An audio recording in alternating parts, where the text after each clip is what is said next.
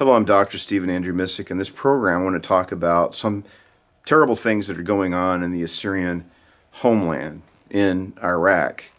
And we have Iran and we have Syria. And what's going on is Muslims are going into Christian cemeteries and desecrating them.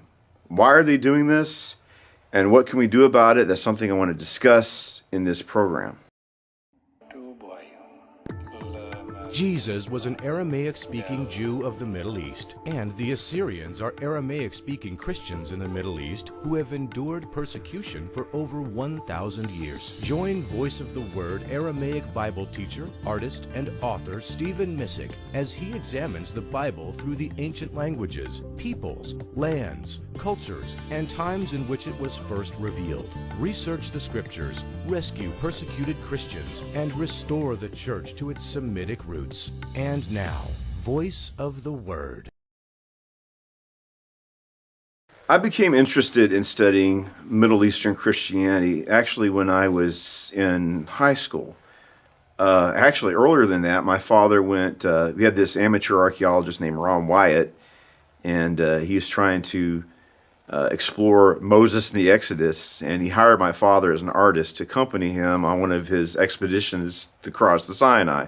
So my father went to Egypt when I think I was in 5th grade, and that had an impression on me. And then later on, I think the Christianity Today magazine had a full edition on Christianity in Egypt and the Coptic Orthodox Church. And I found that very interesting, and I read up on the Coptic Church as presented in this edition of Christianity Today, probably in the 80s, maybe the early 90s when this came out. So I saw that magazine, so I was very interested. And then so when I went through high school, I decided I was going to go to the Middle East. So I ended up going to Egypt to visit the Coptic Christians there. And I traveled and visited a lot of Coptic Christian communities across Egypt, which has a significant, very substantial Coptic Christian community. Coptic means Egyptian. This is an Egyptian form of Christianity. Another dominant Arab-speaking Christian population is Lebanon. Lebanon started off as a majority Christian nation, and now it's a beleaguered Christian community there. Still, a large proportion of Lebanon's community is Christian to this day, and I've traveled to Lebanon many times. I love Lebanon. And traveled to Qadisha Valley, Beirut, a lot of places. Went to Harisha. I should put a video out about my adventures in Lebanon. But before I went, this is there's several books, because back in the 80s, the Lebanese Civil War, and there's a lot of media attention to it. But the news media was hostile. They're anti-Maronite. The news media was championing the cause of Hezbollah and trying to turn the public against the Maronite Roman Catholic community. You can see it in all the literature of the so-called journalists, scam artists, villains who wrote about this. It's disgusting. And they're mocking their faith. It's like, oh, they're Christians fighting, but it's not like they're devout. Who are you devout? Who are you to question these people's sincerity of faith or their devotion? They're fighting for their survival and for their Christian identity. Sometimes I think you look at the Egyptian Christians they're very spiritually healthy. They know the Bible, probably the most vibrant Christian community in the Middle East. And it's true, certain other Christian communities in the Middle East don't know the Scriptures as well as they ought.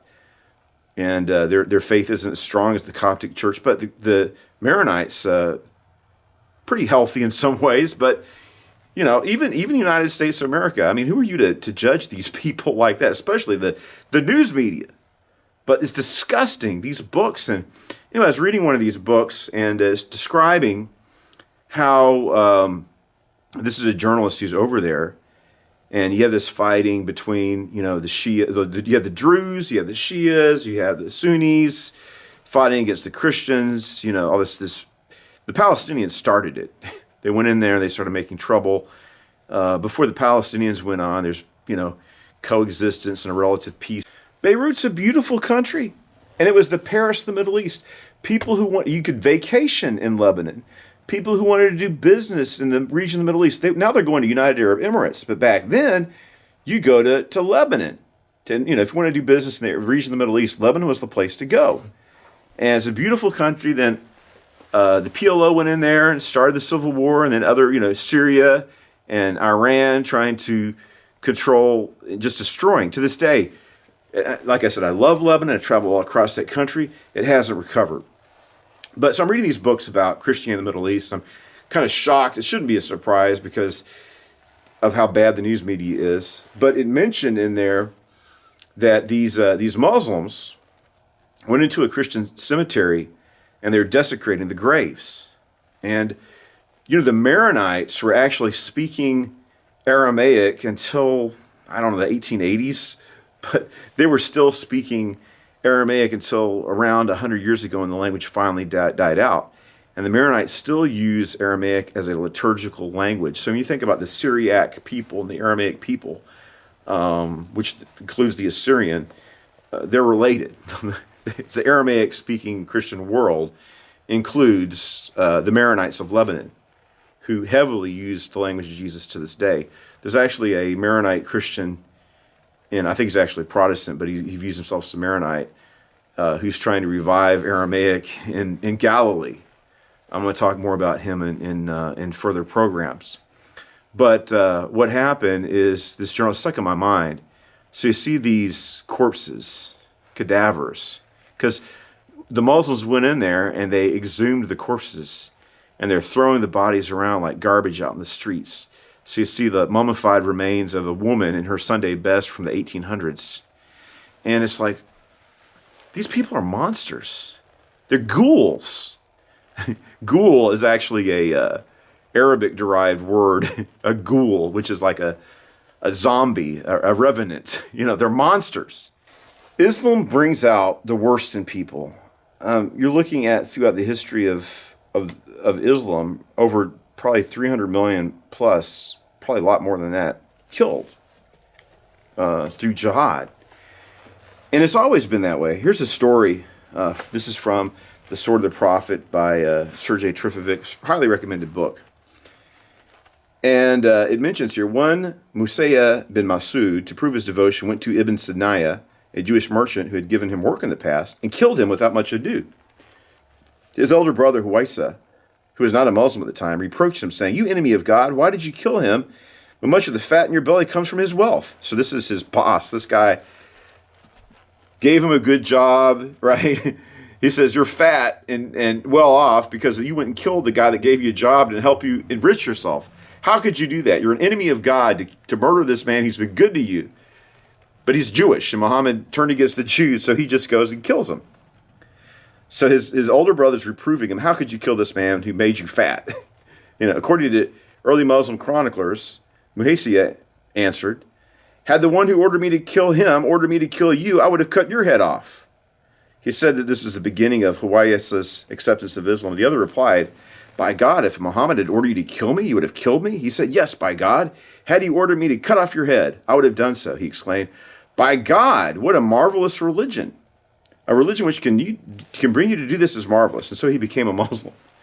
So he's shocked and astounded by the way that this religion can provoke people to commit atrocities. It's like, you killed this man that helped you become wealthy and was good to you. Well, Muhammad told me to kill him, and if Muhammad tells me to kill you, I'll kill you too. He's like, well, what kind of religion is this? This is marvelous. And so it's not a new recent development. This is the way this happened when Muhammad was still alive. I strongly recommend this section that has the biography. It's very appalling and disturbing, the things that this prophet, so-called prophet, did. So now they're desecrating Christian graves. I have to say something else. I went to Hasaki a couple of times now. There's probably very few Christians. You had 30 Assyrian Christian villages on the Kabul River. Now there's probably very few people that are Assyrian left there. ISIS hit that area hard and just depleted the Assyrian community there. But I remember I was visiting one of these it's really nice, tranquil area. I liked the Kabar River Valley Assyrian communities. It was nice. So during the 1933 simile, the French gave some Assyrians refuge. Some were sent back to be mowed down with machine guns, but the French did allow certain Assyrians to settle in the Kabul River Valley. And like I said, they were there until just a few years ago when ISIS drove them all out. So I was visiting this Assyrian community, and he had these little farmlands and homes. It was really nice. And I looked across this main road, and there was a cemetery, graves of of people's family members. They've been there for about almost 100 years, and now a lot of Syrians have left, and those cemeteries are there and unprotected. And the Muslims, you shall know them by their fruits. Who does that? Who does these things? That's what Muslims do. So now, very few Christians are left there after ISIS. There's still some Christians there. We need it. The fact of the matter is, what Assyrians need to do is protect your cemeteries. I was thinking about this. Maybe they should form a group that, well, one thing you could do is employ local Assyrians. The Assyrian community is now global. You're enjoying the wealth of the Western world. Put some money into employing local Assyrians to maintain those graves. That way the graves can be protected and maintained, and local Assyrians can have money and a job over there. It could be a boring job, but I'm in the military. I've been shot at several times, had explosions going off. I've gone on very interesting, exciting missions, but it's not that way in the military, right? I'll give you the example, like Al Gore. Al Gore is like, oh, I'm John Rambo, I'm a war hero, but he was a senator's son, and he was a military journalist. But I don't like him exaggerating or claiming to be John Rambo. If he went to Iraq and he stayed at his duty position and followed orders, he is a veteran that went to a war zone. I totally respect that. You have no control of where you're going to do, what you're going to do, what's going to happen. You just have to follow orders. And sometimes military service can be boring and monotonous, and sometimes nothing happens, right? Sometimes you see the action and then nothing happens for, weeks or months. It's just the nature of military service. It's not like, guns are flying and explosions. I've been in pretty much guns, bullets flying around, explosions going on. That happens. But sometimes it's just boring, monotonous work. But it has to be done. And it's like, what am I doing over here? I'm sitting at some guard post all night long. But you're needed there, right? That's your duty position. Somebody has to be there. You're serving your country. So just because a job isn't glorious, right, doesn't mean it's not a part of a larger effort and not important. It's important for us to protect the graves of Christians in the Middle East, especially for the Assyrian people. And we cannot allow these monsters, these barbarians, these savages to desecrate our graves. Maybe we need to create some kind of organization to go over there. I was seeing how, this is very good. I think it's called Jishru. You have... they're bringing Assyrian young people to their ancestral homeland to visit, go see Rabban Hormuzd, go see Marmata, go see Rabban Bayo, these sites, visit Ankawa, Erbil. Just take the Assyrian people, Assyrian Americans back to reconnect with the Jewish people do that. Like, have programs where, American Jewish people can visit the Holy Land to connect with, their Jewish identity. So Assyrians are doing that. So we need to expand our efforts, and we're just going to have to do it. We're not going to allow these people to desecrate our graves, right? This situation has to be addressed. And the other thing that we have to do, I think it's important, is like Sam Shamoon does, right? We just need to confront the reality, what Islam does and says, and let people know about it, that this is going on. And this is not a new phenomenon. This is going on in the 70s and 80s in Lebanon. This is just something they do. And, a lot of people, it's starting to change, right? But a lot of people are afraid to say things critical or negative about Islam. Islam needs to change. It needs to reform. We cannot have jihad. We can't have religious discrimination. We can't have ethnic cleansing and violence. These are behaviors that need to be condemned and repudiated. And that's why I was talking about the prophecy says that Assyria is going to become a nation again. And, Assyrians are watching my videos and saying, well, our home is in heaven. I was talking to Ron Susek today, and it's like, the church is made up of the quick or the living and the dead, right? Your home will be in heaven, But Christians have to exist, the church of the quick, the living, and the dead. Your home's not in heaven yet. You're in this world, and we need to maintain the church in this world. We're not just to give it all up, right? And we definitely don't need to, don't give up Assyrian to these people. Don't give up our graves. Allow these people to desecrate them. Efforts need to be made to prevent that from happening. And Assyrian Christians have to stand up, step up, and not put up with this. And if you just abandon these graves, it's going to happen. We're just going to have to send people in there to take care of it. There's probably different ways you could provide security, but this is also a way to maintain our claim to the land. It's like Hebron in the Holy Land. There's all this fight over Hebron. Why is there a struggle over Hebron? Because Hebron is the tomb of the patriarchs. It's where Abraham and Isaac and Sarah are buried outside of Jerusalem. And King Herod built this magnificent edifice over, and it's a Herodian structure that's still surviving to this day. I think the Muslims went in there, as they are apt to do, and they changed it to a mosque. But, they recognize, what is Hebron about? It's about, the Jewish people saying, this is our ancestral homeland. Our forefathers are buried in this grave. And, sorry, what are we going to do after, as the Assyrian people? The Assyrian people, I was talking to Ron Susek, this is 2025. The Assyrian people, the hill of Ashur and Nineveh were founded in ancient times, but the historians believe that the Assyrian national identity, this ethnicity, emerged, the Assyrian people, around 2025 BC. So now we're at 2025 AD, so you have 4,000 years of Assyrian history in that land. Assyrians living and dying, being buried for 4,000 years. And now we're just going to abandon these graves for these Muslim barbarians to desecrate them? No, it's not acceptable. And don't give up. God is going to restore the Assyrian nation. It's going to happen. But I was talking to Ron Susek about this. It's like, let's look at the rebirth of the state of Israel. It seems to be a fulfillment of prophecy. A lot of people believe it is. How did it happen? The Jews went back to their ancestral homeland, and they started kibbutz and moshavs, and after World War II, refugees went in there and they settled it. Individuals returned to the land, worked the land, and built the land back up. And there's a lot of people who don't believe that the Jewish people are fulfillment of biblical prophecy. That's fine, but they did it by human effort. God works through human efforts. It's like it says in the Bible.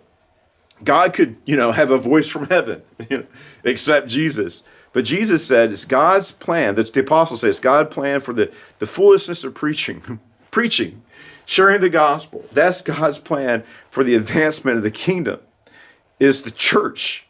Not angels, not signs from heaven, but God uses people to fulfill his will on earth.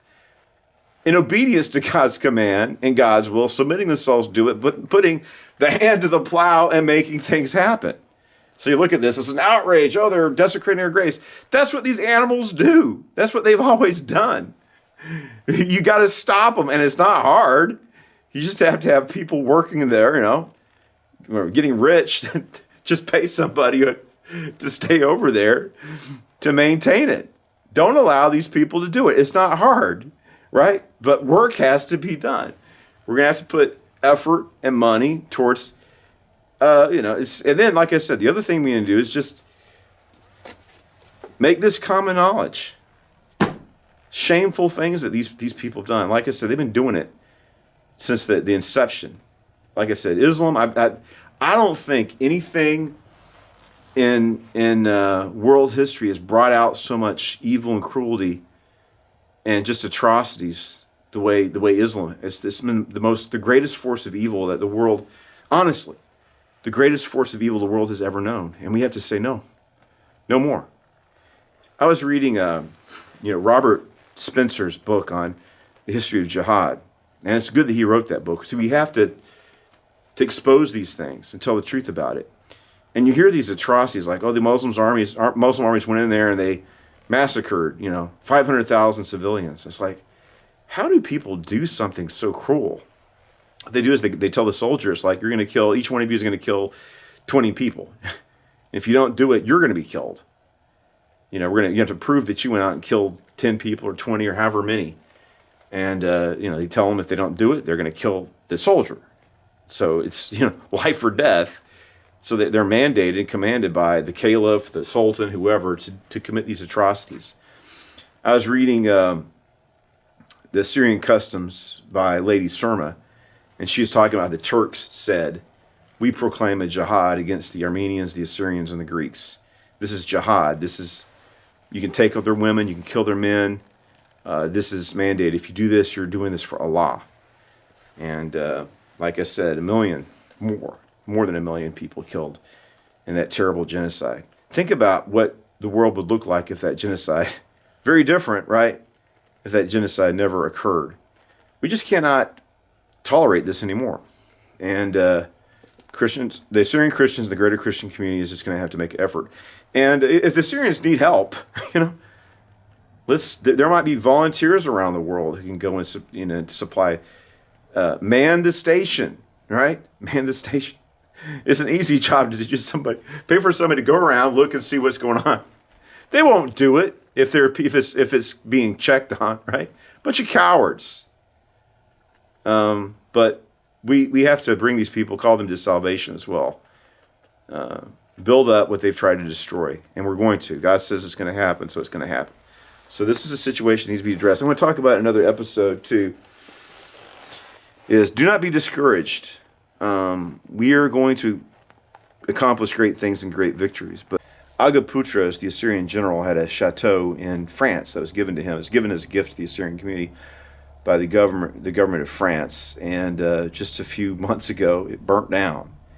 And I was talking to somebody who knew more about it, and there's like an inheritance issue with the families. I guess people passing away, falling into ill health. So the residence was not properly maintained, and I believe that some vagrants and squatters moved in there, and they were doing drugs and other things, and somebody started a fire and it burnt the structure down, destroyed it. And so there's a lot of complicating factors, but it's important for Assyrians and for the greater Christian world as well, to maintain the legacy of our ancestors, right? The monuments, the memorials. Don't let them be destroyed. Don't let them be profaned. And like I said, if the Assyrian Christians, don't be afraid to ask for help, right? Maybe other Christians can go and assist in these matters. But I think the most obvious, if Assyrians are sending young people there to visit, we can send people there to visit, we can invest in providing security and maintaining these cemeteries and areas. We can do it. It's just, we need to make this a priority. And so this is something that needs to be confronted and dealt with so we can secure and protect the legacy of our forefathers. Research, rescue, and restore. Help Voice of the Word and Aramaic Christian Ministries mission research the ancient languages, peoples, lands, cultures, and times of the Bible. Rescue persecuted Assyrian Christians in the Middle East and restore Christianity to its original Semitic roots. For Stephen Missick's books, online giving, and other resources from Aramaic Christian Ministries, visit www.stephenmissick.com. Join us next time on Voice of the Word as we research the Scriptures, rescue persecuted Christians, and restore the Church to its Semitic roots.